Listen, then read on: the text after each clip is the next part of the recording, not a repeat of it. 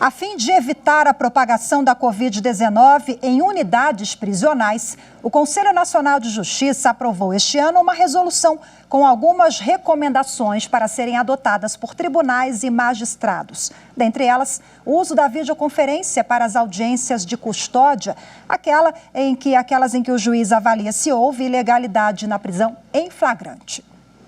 É esse o assunto da terceira reportagem da série sobre as mudanças no Poder Judiciário que vieram a partir da pandemia.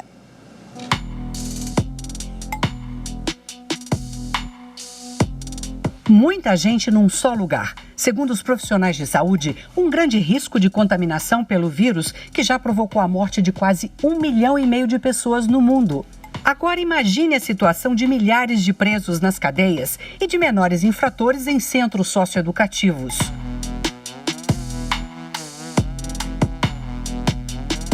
Para evitar a propagação da Covid-19, o Conselho Nacional de Justiça aprovou uma resolução que recomenda medidas preventivas aos tribunais e magistrados. O texto veio passando por mudanças ao longo do ano.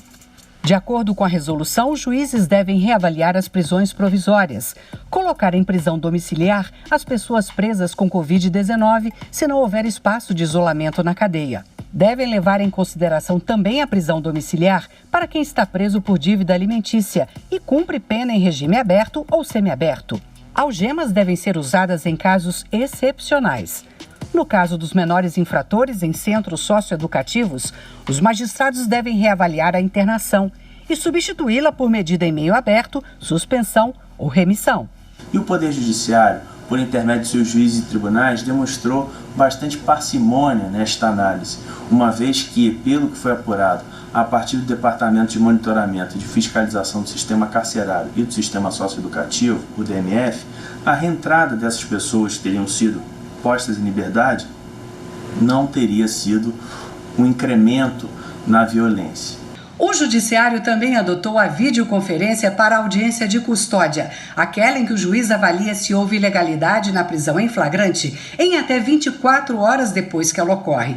Este mês, o CNJ estabeleceu as regras para esse tipo de audiência, com uma instalação de câmeras de 360 graus na sala, o exame prévio do detento no IML e o direito dele conversar reservadamente com o defensor público ou com o advogado. O presidente do CNJ e do Supremo, o ministro Luiz Fux, disse que sem audiência, o preso seria prejudicado. Não havendo audiência de custódia, o preso só terá a oportunidade de falar no seu primeiro momento de defesa, que é o interrogatório, com a justiça criminal abarrotada, que efetivamente não vai fazer essa audiência de custódia em 24 horas, vai fazer em meses, violando o direito do preso. O CNJ também criou o plantão extraordinário durante a pandemia. Esse plantão deve avaliar, por exemplo, habeas corpus e mandado de segurança, comunicações de prisão em flagrante, pedidos de concessão de liberdade provisória, imposição e substituição de medidas cautelares diversas da prisão.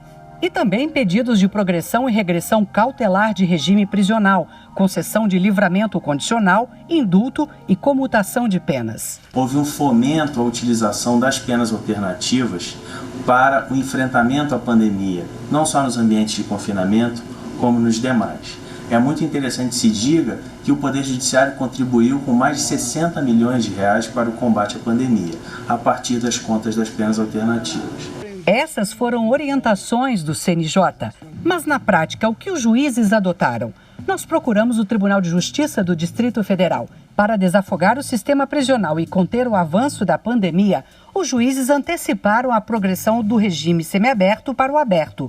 Colocaram em prisão domiciliar as gestantes e mulheres com filhos menores de 12 anos. Para os presos do grupo de risco e do regime semiaberto, a prisão domiciliar é avaliada caso a caso. Quem estava em regime semiaberto só conseguiu a prisão domiciliar nesses casos em que houve uma informação da equipe de saúde dizendo que, em razão da situação específica daquele sujeito, seria temerário mantê-lo preso. E então, nesses casos, por cautela, foram concedidas as prisões domiciliares. O Os benefícios externos, como a saída dos presos e o direito de trabalhar durante o dia, foram suspensos de março a setembro no Distrito Federal, mas agora voltaram a ser concedidos. Em setembro, nós julgamos que já havíamos tido êxito em boa parte do ano e essa recomendação, essa decisão foi revogada. Então, hoje, os presos saem para o trabalho, continuam tendo direito às saídas da mesma forma, porque exatamente penso que as medidas foram satisfatórias, deram certo.